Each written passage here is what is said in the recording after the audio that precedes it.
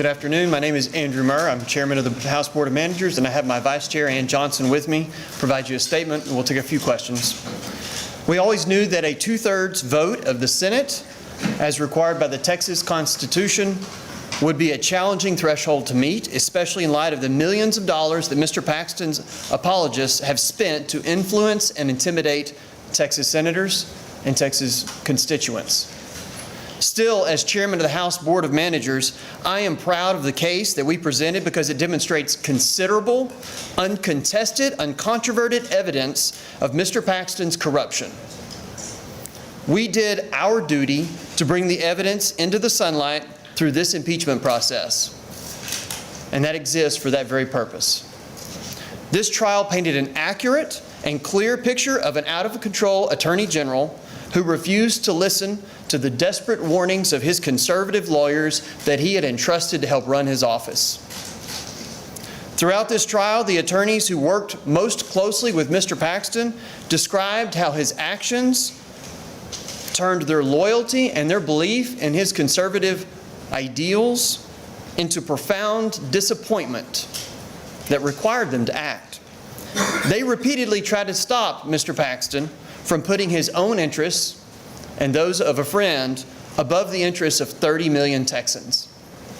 When Mr. Paxton refused to listen, and after he went behind their backs to try to accomplish his abuses of office, they properly voiced their concerns to law enforcement. These brave, principled public servants spoke up for what was right. They put themselves at personal and professional risk to protect the people of the state of Texas from Mr. Paxton's persistent determination to help Nate Paul at any cost. My colleagues in the Texas House and I did not take on this lightly. We fully understood the weight of impeachment and the enormity of the pressure we would face to look away from this corruption. However, we also understood the severity of that corruption, and it was our duty to listen to the highly conservative attorneys who had witnessed Nate Paul hijack the office of the Attorney General for his own gain. Further, despite countless opportunities to do so, Mr. Paxton has still never explained why he was so determined to help one person, Nate Paul, over the desperate warnings of his most trusted aides. Regardless of the results, I am proud to have defended the interests of our fellow Texans and to have stood up for integrity and propriety in public service. I am grateful to the members of the Texas House who were willing to bring Mr. Paxton's behavior to light, as well as the outstanding attorneys and staff who helped us present this case to the Texas Senate and the public. I especially want to thank my House colleagues who have served on the House Board of Managers. I also want to thank the former aides of the Attorney General who stood on principle, again, at great personal and professional expense to themselves and their families.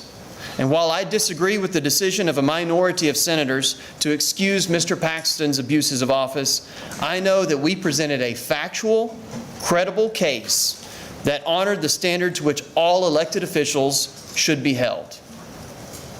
And importantly, I will note that our constituents have a high regard for the oaths of office that every public official swears to. Thank you, and we'll take a few questions. Sir, you talked about, Right here. you talked about how a minority of senators voted this way, but the reality is that the majority voted to acquit. You already mentioned it was going to be a tall order. You needed 21 votes. No article of impeachment got more, like a simple majority. What does he say about the case that you presented, though? I'll say it this way. We heard the Lieutenant Governor explain in the media before trial that this is not a civil trial. It was not a criminal trial. It was a political trial. And at the end of the day, you have to understand that we provided all the evidence that you would in a formal trial, encased and wrapped up in a political trial. Chairman Murr, what would you have done differently? I would not do anything differently. The House acted pursuant to its rules, statutes, and the Constitution. We presented a case over 2 weeks with thousands of pages of exhibits in a compressed time frame, and we met our burden of proof. But I'm not part of the jury that makes the final decision, and that was up to the Texas Senate pursuant to the Constitution. Hold on. Retribution for the House members, especially Republicans and yourself. Can I answer the question? I am incredibly proud, and the people of Texas should be incredibly proud, that the Texas House, in an overwhelming bipartisan manner, said that public trust was more important than politics. And the Lieutenant Governor did signal to us weeks ago that this was not going to be a civil or a criminal trial, but a political trial. And it surely was. Those that voted to acquit were wholeheartedly Republican. The House took a stand on the evidence that was to be presented. Our lawyers, the Board of Managers presented overwhelming evidence that Ken Paxton is the most corrupt politician in the state of Texas at this time. And the Republicans in the Texas Senate just returned him to the office of top cop. I will rely on what I said on the floor of the Texas House. God help us. Does it say anything that the Lieutenant Governor had a 2- or 3-page prepared speech ready to read at the end of this proceeding as to whether he knew what the outcome was or whether he had his thumb on the scale? Yes, you would always believe in a trial that the judge is not aware of the outcome.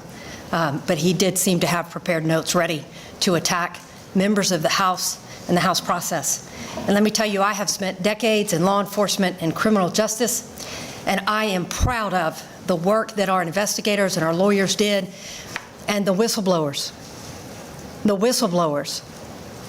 Resounding, conservative public servants loyal to the Republican Party that at the time that they realized that criminal activity was happening by the top cop, that they went and reported it. You have not heard over the last 2 years their story, and you have not heard it because Ken Paxton ensured that you wouldn't. We were given 24 hours to try to get that to you, and we did all we could and everything we could to present all that evidence and the thousands of documents. And Chairman Murr said yesterday, here it is, the thousands of pages that you can review before coming back with your verdict. Those documents showed that there was a fraudulent construction company that was doing renovations on the Attorney General's house in June, sending countless emails to Nate Paul and pictures of the Paxton's home to Nate Paul, that they moved back in the middle of the summertime, that no invoices had ever been made, and the minute Brandon Kamek gets a cease and desist letter from those conservative, loyal Republicans who blew the whistle on crimes, within hours, Ken Paxton is texting somebody and saying, can you write a $121,000 check out of my blind trust to a construction company that didn't exist under the laws of the state of Texas until the next month, and the invoice, according to the metadata, wasn't created until the next day. Tell me how you dismiss that evidence as a public and as a public official at a moment in time where this proves the hyper-partisan nature that I believe, and so does Chairman Murr, Texans are desperate for us to walk away from and to restore public trust. That is what the House did. And I will forever be proud of the work that we have done and that the House has done. Why did we hear from Nate Paul and Laura Olson? So just hypothetically, if I may explain. Would you say it Yeah. again, please? Why didn't we hear from Nate Paul and Laura Olson? So why don't you hear from Nate Paul and Laura Olson? And if you don't mind, I'm going to hypothetically go through this because you may have seen that there were times when the criminal rules applied and there were times when the civil rules applied. As a prosecutor, I am not allowed to call somebody who wants to assert their Fifth Amendment right. I can't bring them to the stand under criminal rules. I can't do that. If I do that, it's unethical and you can be disbarred. In a civil case, you can call people all day long and they can take the stand and take the Fifth over and over again. And so in this circumstance, you saw that the criminal rules were applied to the benefit of Mr. Paxton to not have to be called by the House. And so I am proud of what the House lawyers did. I am proud, and so is Chairman Murr, of what we did. You know what we did?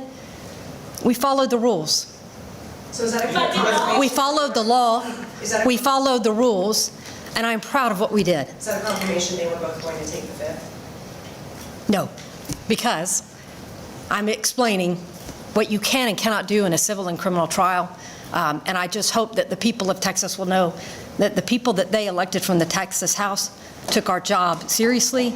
We followed the rules, we followed the ethics, and the rules that were put in place for us to do it, we followed it. Thank you. How much you're is four articles that are still pending? What are you gonna do with those? Thank you for your time today. What are you're gonna do with those four articles that are still pending? Can they come back? How much do you guys think that the millions of dollars from defense taxes look like? Let the record show I have.